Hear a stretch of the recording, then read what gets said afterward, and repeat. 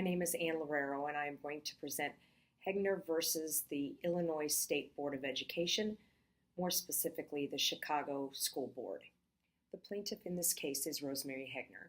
She is married and has two sons, has been teaching physical education in the Chicago public school system for 22 years when this case comes about.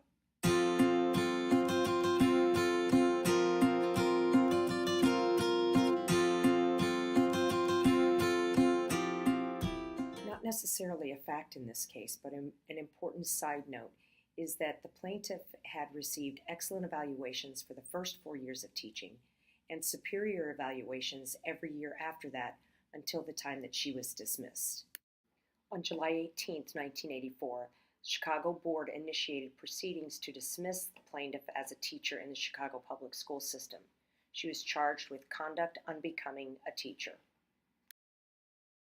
In this case, conduct unbecoming a teacher meant including having improper sexual contacts with one former and one current student, charging that this conduct was irremediable. The Chicago Board served notice on the plaintiff without first providing written warning, and that would have been required had the conduct been deemed remediable. And she was suspended from teaching until a dismissal hearing commenced. On October 3, 1984, the hearing was conducted by the State Board appointed hearing officer. The alleged conduct claimed to have happened from 1982 to 1984. And another important note is that prior to receiving notice of the charge, the plaintiff was never advised that the student-faculty relationships she had were considered inappropriate. The formal investigation of this plaintiff began in 1983 when a letter was sent to the principal from a fellow faculty member that the plaintiff was having an inappropriate lesbian relationship with the student known as LR. The plaintiff also had a friendship with a student known as AP, and that began during the time when AP was a student of the plaintiff and continued after AP had graduated. And at this time, the plaintiff talked to the principal and urged her to please stop the comments coming from the fellow faculty member who was claiming that there were some lesbian relationships going on, claiming slander and that she was ruining her reputation. The hearing officer found that there was not enough evidence to support the idea of sexual misconduct in regards to the plaintiff and the students that were involved. The hearing officer's sole findings of impropriety were predicated upon lesser charges. He found that the behavior was inappropriate and that the teacher used her professional persuasion to form an intimate and intense relationship with the student. The findings of this case: the hearing officer concluded that there was sufficient impropriety in the plaintiff's conduct to constitute cause, even though sexual improprieties were not proven.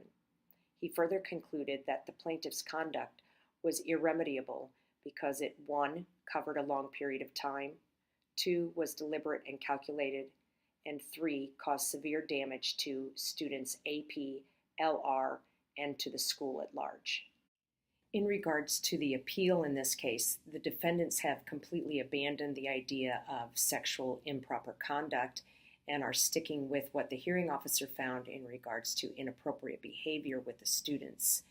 Now, the plaintiff initially contends that the hearing officer's conclusion regarding the relationships with AP and LR, that it constitutes cause for dismissal, goes against the manifest weight of the evidence. In other words, it should be reversed because there's not enough to prove that anything was happening. Plaintiff here continues to defend her case during the appeal when she basically states that her relationship with AP was entirely proper during her high school years, and when she ceased to be a student, that it was no longer relevant to the case of the student-faculty relationship.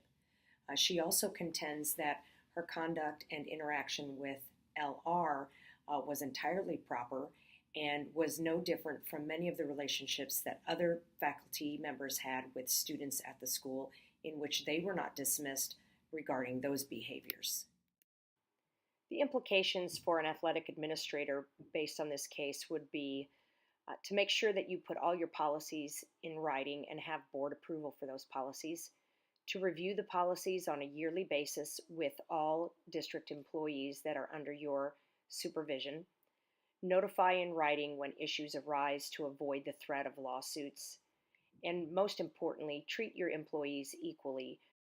This concludes my presentation of Hegner versus the Illinois State Board of Education, an employment law case.